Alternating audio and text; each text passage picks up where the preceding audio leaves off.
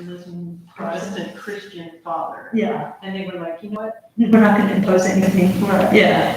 Yeah. But I have been to a couple of Rosh Hashanah, Yom Kippur services, and they're very interesting. Oh my God. So we'll start shortly. No, you're good.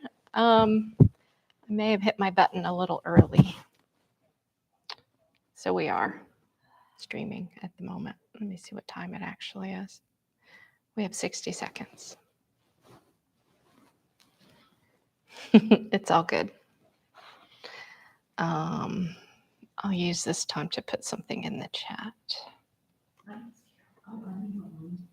Yes. Nice to meet you. Okay. We'll start in 1 minute. I like to hop on just to make sure things are actually doing what they say they're going to do in the online world.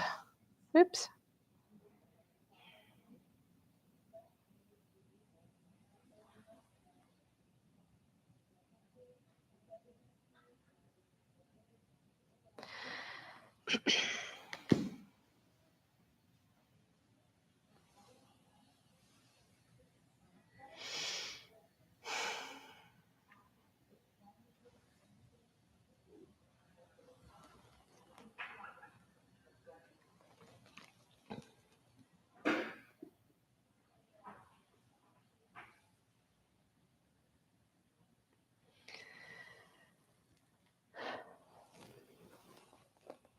Good evening, everyone.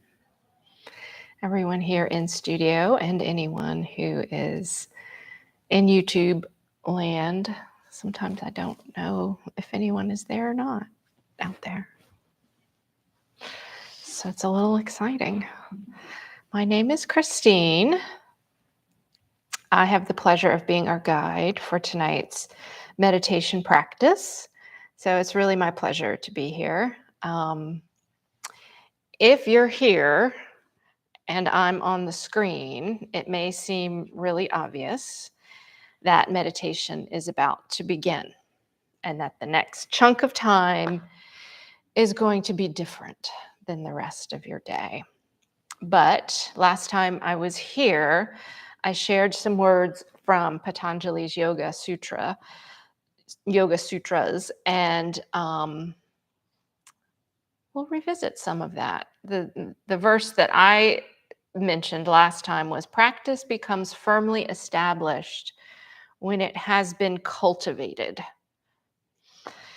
So even though you know intellectually that you are here to meditate, we will take a few minutes to officially establish and set a border around this event of meditation. And in meditation, we typically use our bodies for that. So start by arranging yourself in your seat.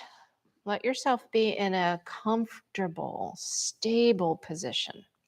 You might place your hands over your heart or wherever they feel secure.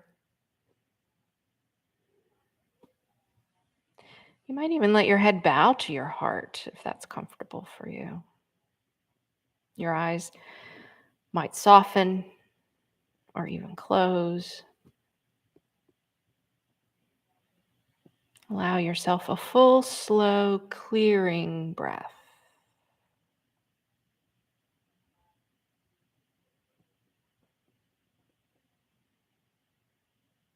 Perhaps we can even cultivate the image of a beautiful green border, a hedgerow.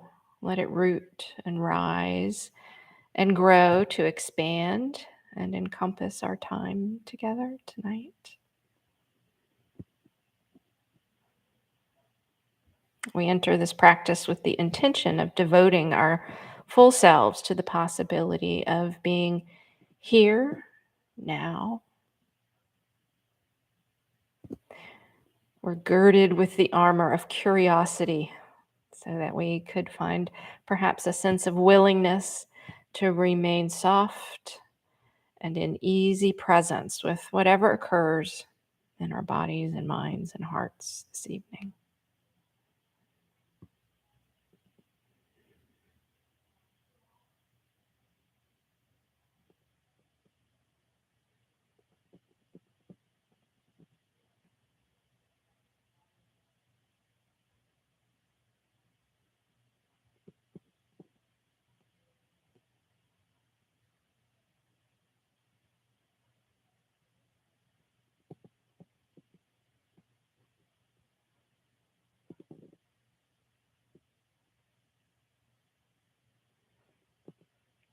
Watch the next inhale. See it rise. Let it go.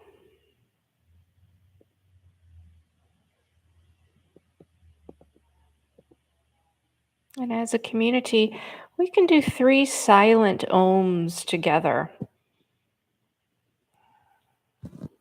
If you're in your space and would like to ohm it out loud, you can do that as well. But we do carry this resonance in the heart and mind.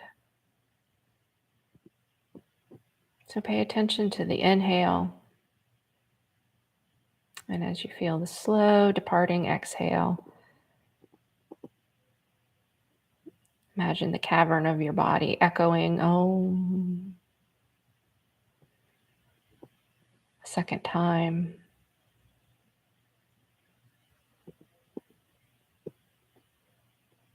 Third Om.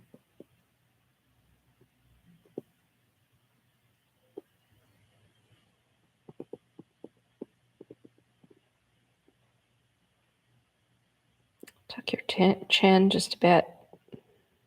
Relax the shoulders. You might gently flutter the eyes open to greet the community of meditators who are here with us now, as well as all of those who go with us in spirit and in the ether of the computer. Thank you for being here. Community really is vital to this practice of meditation, even though we might be coming at it at different times and in different places, and we're certainly in our own bodies and in our own thoughts, right? And in our own business. But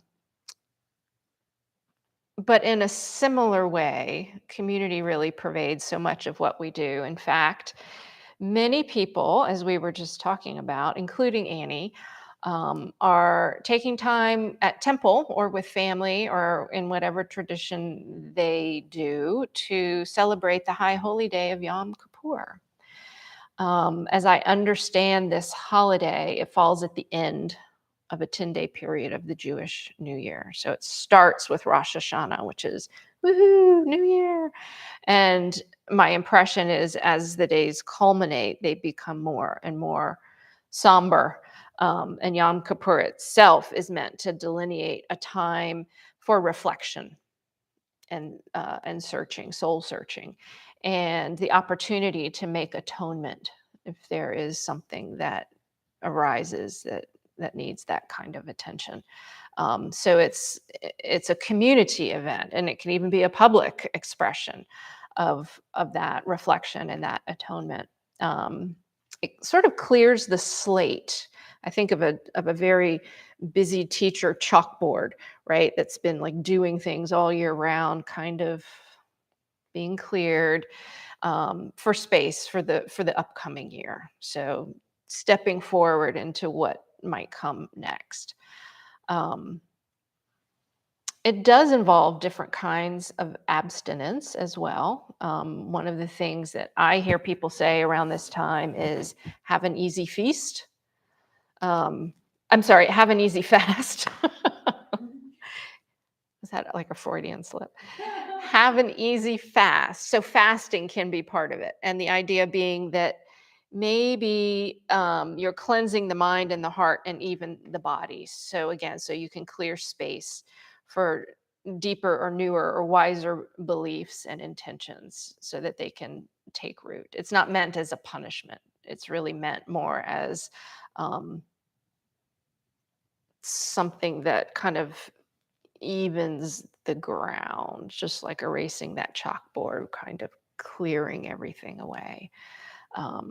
And not everyone fasts for Yom Kippur. There's a wide range of approaches to that. But the reason I bring that up, have an easy fast, is because the thing that really catches my attention is the assumption that fasting is not easy, but you may be doing it anyway. And that by coming together in community and sharing good wishes or good vibes, doing it together, it could be more manageable. So just that one little statement actually has a lot of principles or premises that it's working from. And this is very similar to what we were talking about with Patanjali's Yoga Sutra from earlier. The idea that practice is firmly established when it is cultivated. Cultivating something requires some attention and some effort.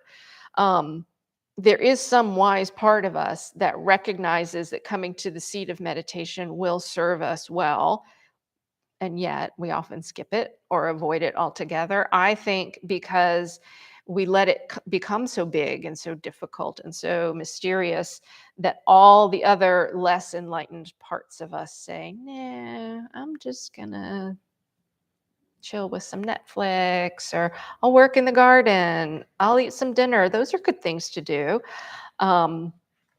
So the truth is, everywhere around us, we see examples of how humans do strive to be better. But we also need reminders, and we need each other to make this happen. And as we talked about it last time, we need oil in the gate. So if we're entering a state of meditation or a state of workiness or really any kind of habit that we're trying to establish, we want to build rapport with it. We want to make it easy to get in there. So that will help us establish a useful habit. And the tradition of Yom Kippur, it strikes me, that's not easy. And yet for thousands of years, there has been this coming together of community and these little systems of oiling the gate, setting a hedgerow around the festival itself, certain places you would go, certain things you would say, people you would see, songs you would sing. All of those things help it become a tradition that can last. This actually gets us around to the second part of that verse, which I didn't really talk about last time.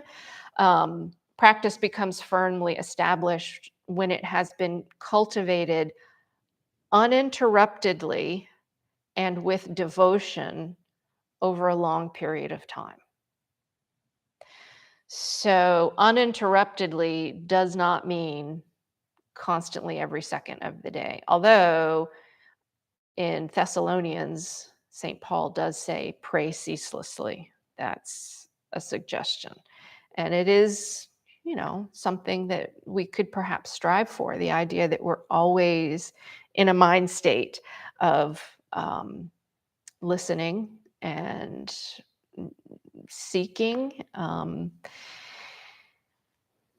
But really, uninterruptedly really just means that you're not going to skip a day or a week or a year or whatever the case may be. Some habits are daily, right? Like we might sit in meditation every single day, like we brush our teeth every day. Some things we do are weekly.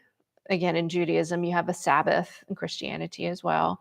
Some things are annual, like the Hajj, right? For a Muslim, that's not even annual. That's once in a lifetime. Excuse me.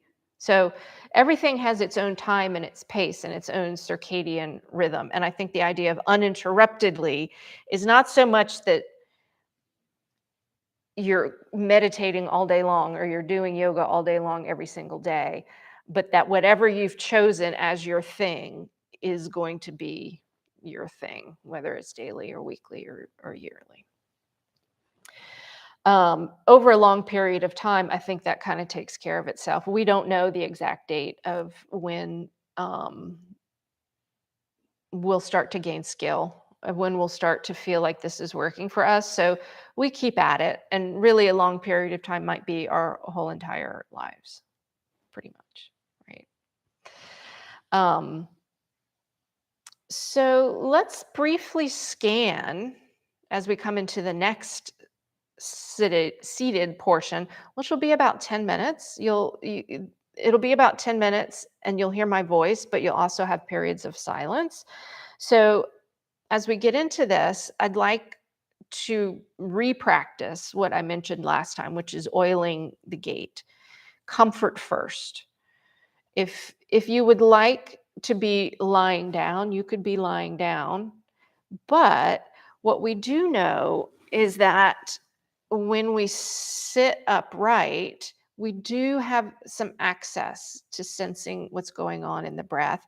And it is physically a little bit more challenging. So if you're choosing to do a seated meditation, comfort is where we'll start. Oil the gate. Allow yourself to clear the breath. Maybe reestablish the greenery in the hedgerow. Enter through a quiet, well-oiled gate.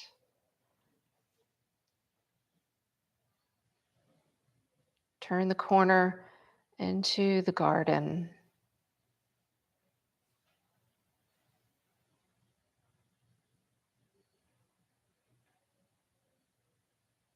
And truly recognize the task at hand.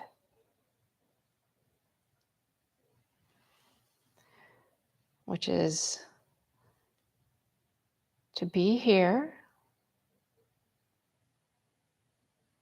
now, with access to feeling and to sensation.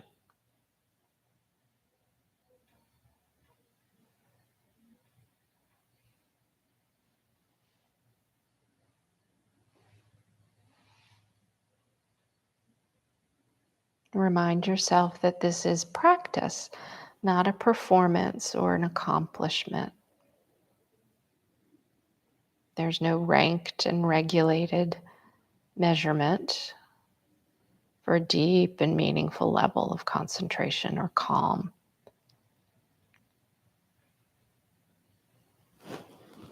Truly recognize the task at hand. To sit with access to feeling, to sensation.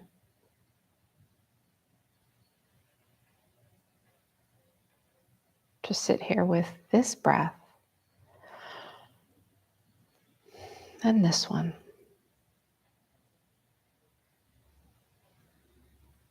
And this one.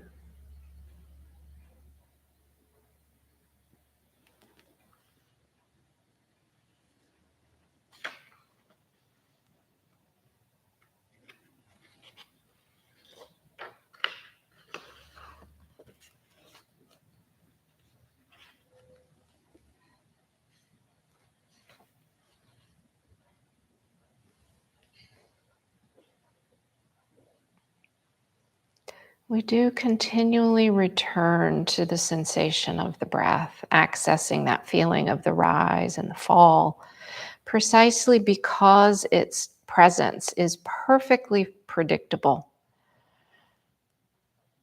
When you inhale, you know what will be next. And when you exhale, you know what follows that. We can ride the rhythm of the breath, the waves of sensation as they build and fall.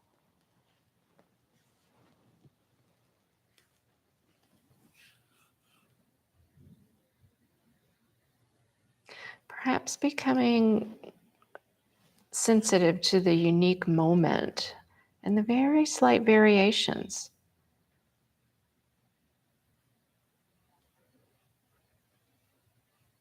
of a breath in and a breath out.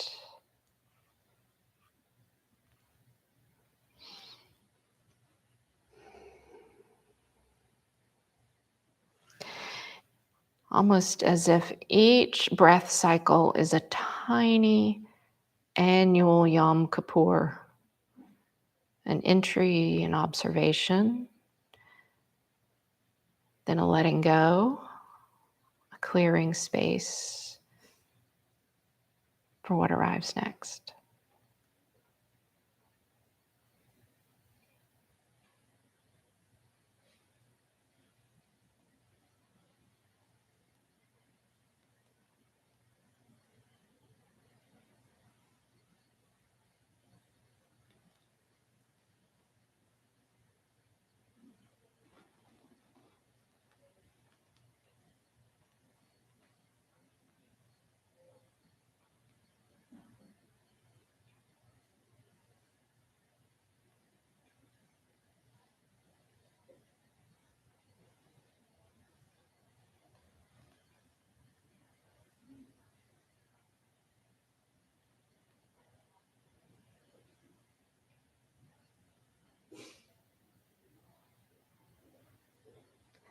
Re-enter the garden.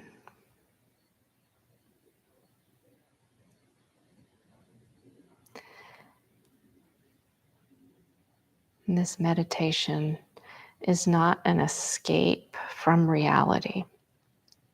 It includes awareness of everything, even what may be different, uncomfortable, perhaps distressing.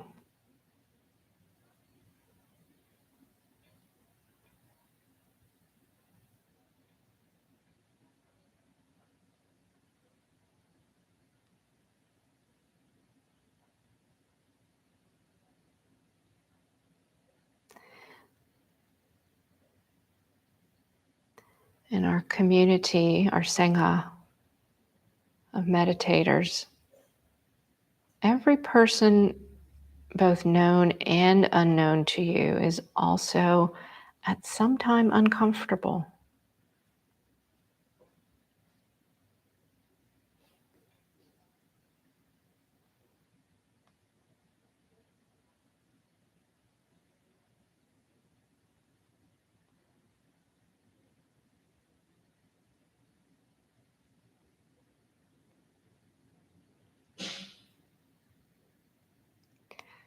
The discomfort is not discipline itself. The discomfort is not the point of the discipline.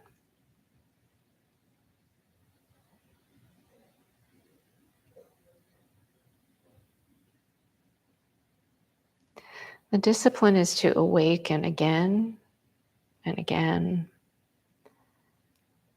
to observe more and see more, acknowledging if there's restlessness,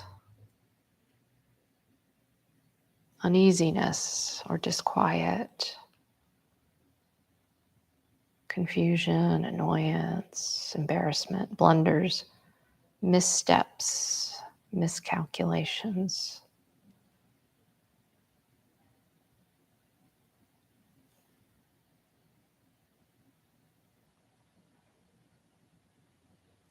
And pairing that awareness with a growing, soft, easy presence. Even as we may desire to stay in delusion and not recognize these difficulties, we can even notice our desire to move away from them and include that as part of what we wrap in an equal measure of calm, compassion.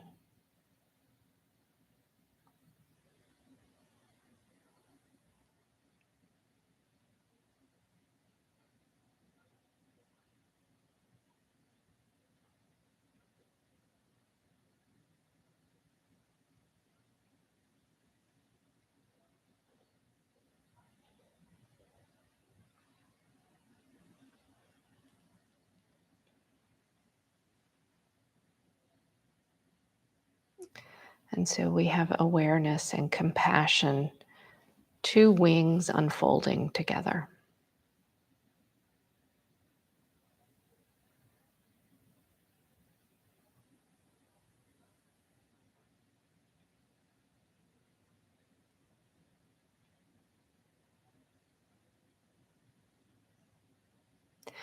Because we know that every person known and unknown to us at some point has been or will be uncomfortable or in distress,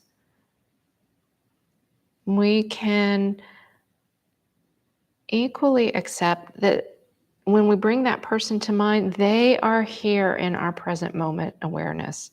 So perhaps there is someone you could call to mind who has withstood a great trial, a great challenge.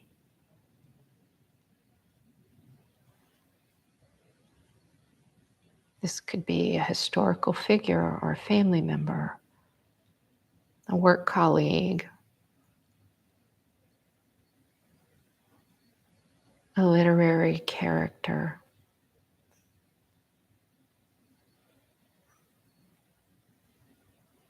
a religious figure.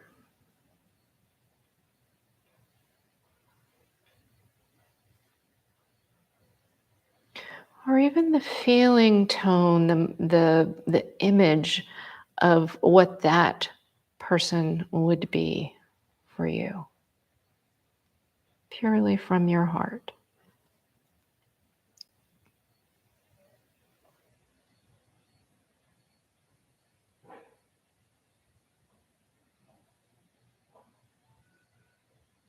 And perhaps this being says to you, have an easy fast. Have an easy meditation.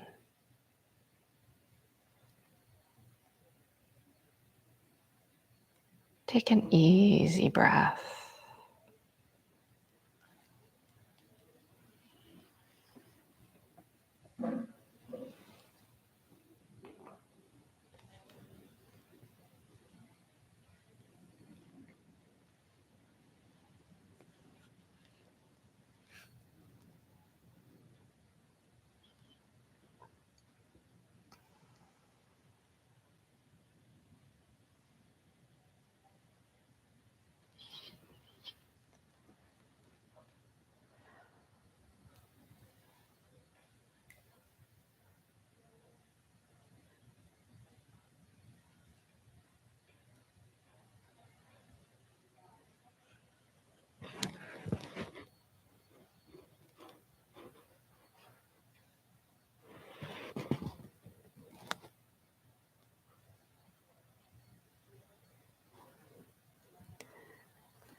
Notice where the mind has traveled.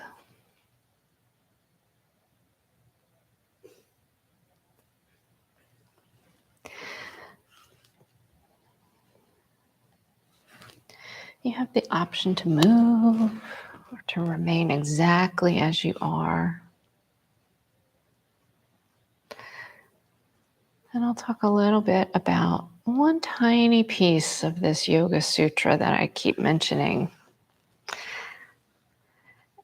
Practice becomes firmly established when it has been cultivated uninterruptedly and with devotion over a long period of time. We haven't really dealt with devotion, the devotion piece with devotion. What does it mean to practice something with devotion?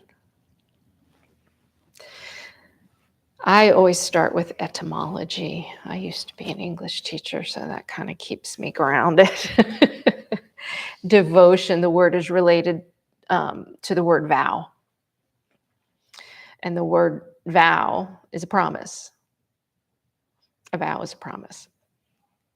So there's something in this devotion. Doing it with devotion is a commitment, some kind of promise. A vow is a little stronger than that, I think. And we know vows get broken all the time. They're not a certainty. In fact, doubting that a vow will last is often enough to keep us from making a vow in the first place. Even if the promise is just to myself, even if it's just me trying to sit on a cushion and be a better person, um, my doubt can make me reluctant to take on the task because I might not do it, or I might not do it right. So the doubt creeps in. It's almost like they go hand in hand together.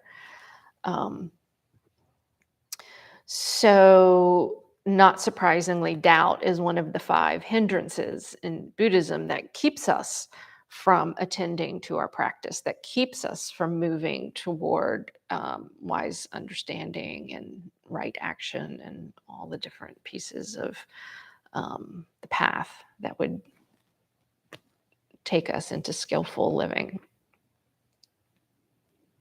Keeps us from peace. But I don't think the opposite of doubt is faith per se, or at least it's not blind faith.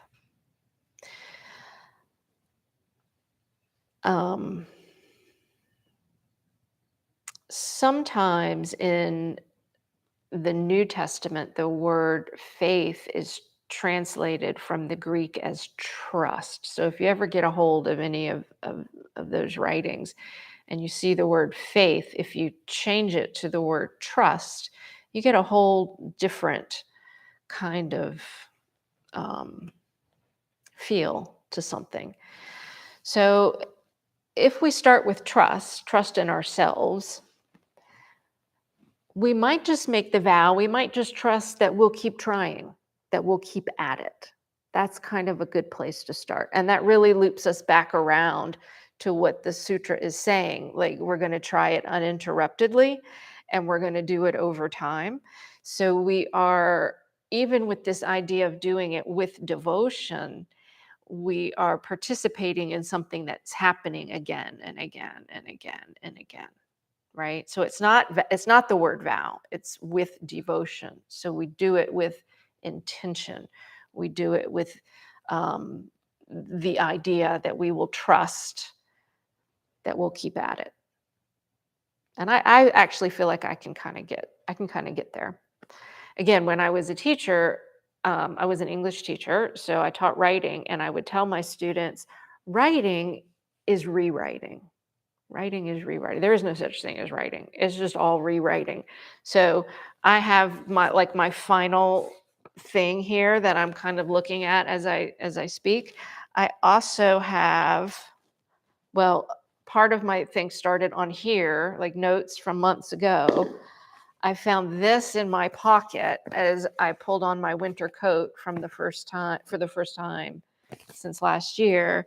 And that was rewritten to this, which I don't know if you can see, but it's like gobbledygook. And then it went to that.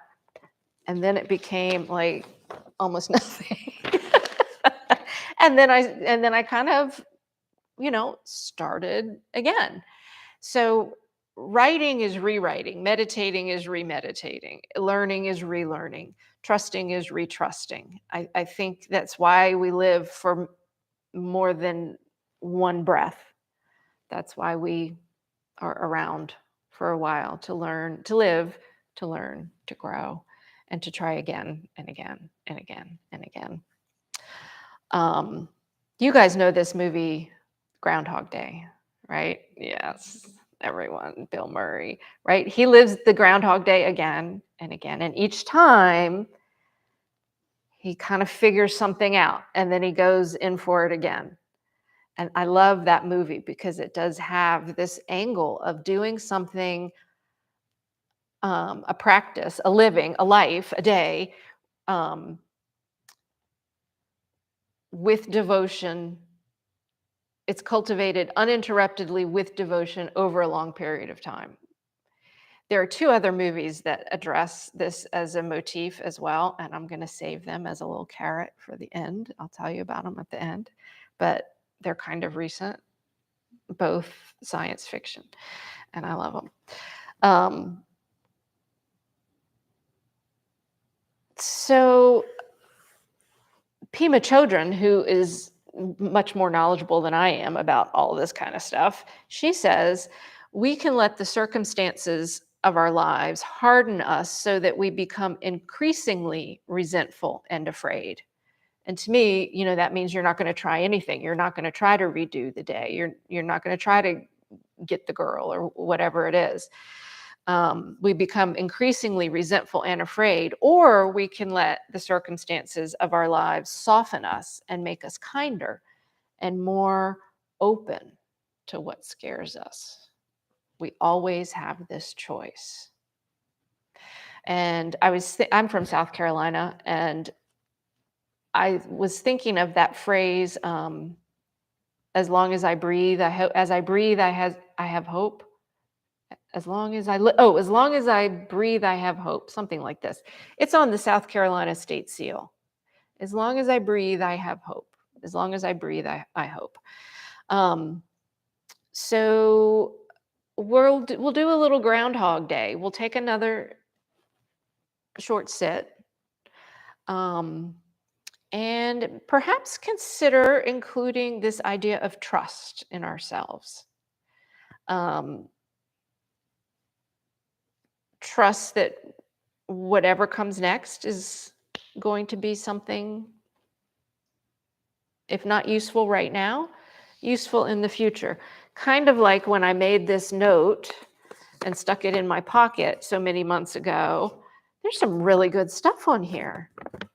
I have schedules, I have the 8 limbs of yoga, I have some little diagram, and I did not know when I was doodling this and lost it in my pocket that it would become part of my future. So I like to think that if we trust ourselves enough to just get to the moment, that it will lead into the next moment of what's meant to be for us. Faith really is being open to what scares us.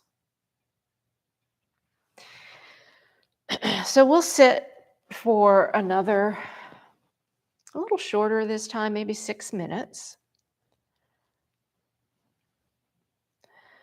Trusting that the doing and the redoing, the writing and the rewriting,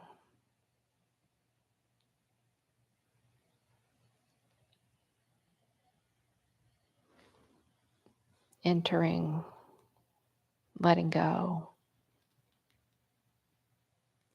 receiving, releasing.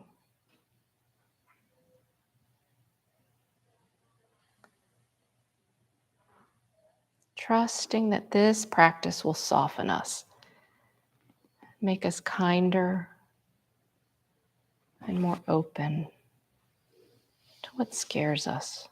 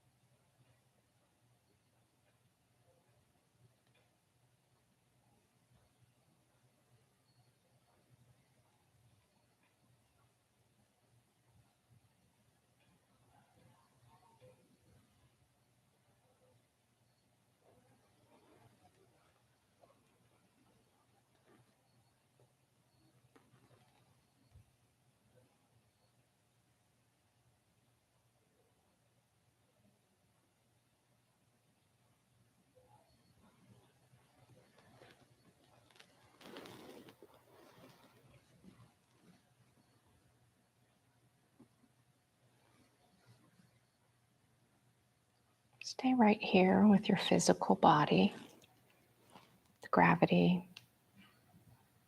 sounds, breath.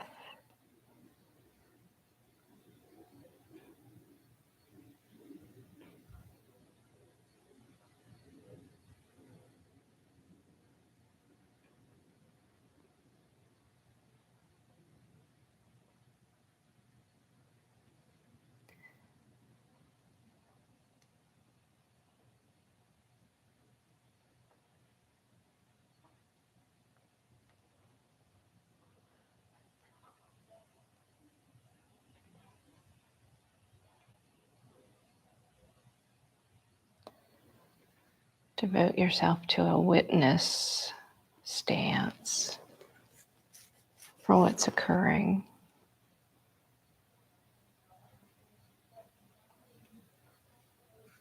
Put a little space between that witness and what might be occurring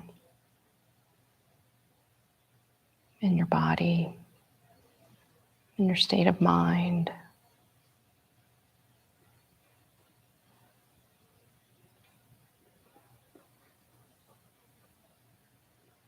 You might notice if you are thinking, or planning, recalling. Let the witness simply notice that. Trust yourself to be right here with whatever emerges.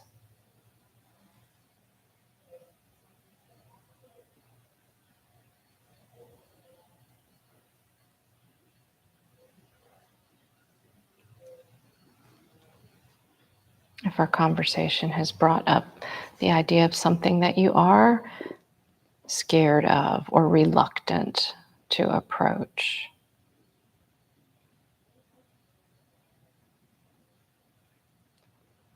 trust that you are a wise, calm witness.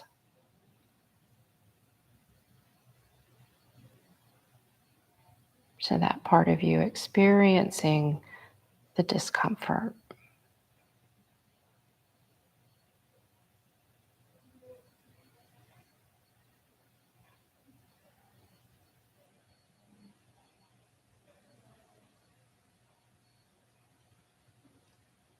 No need to change it. Simply acknowledging its presence.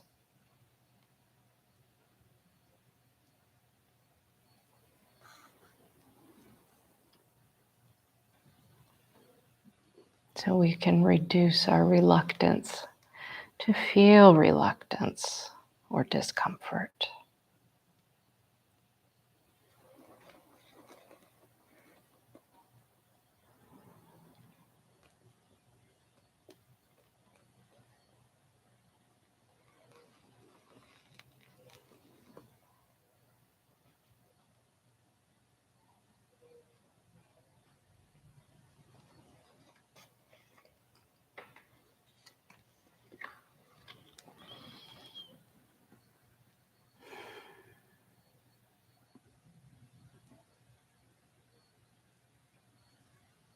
Sometimes at this point in a meditation, if you have tapped into that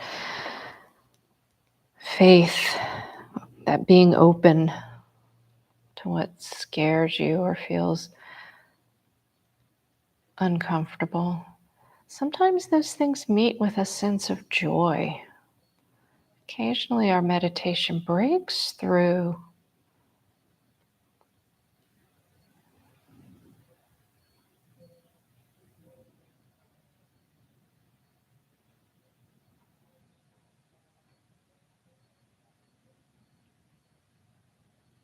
and even the most lost or forgotten or deluded part of us is held close.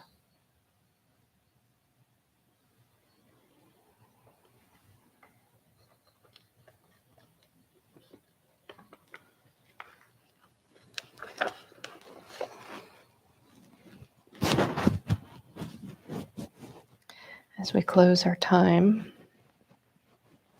together tonight. You can choose to remain perfectly still, or you could shift in your seat. If you'd like, place a hand over a heart and a hand over a hand. And with a community breath, breathing in and out.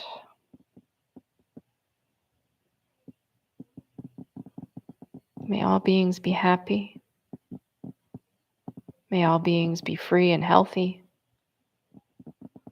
And may all beings know peace.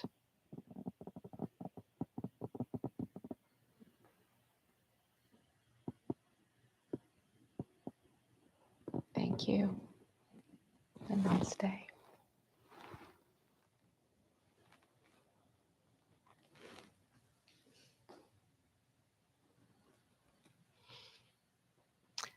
The Atom Project with Ryan Reynolds.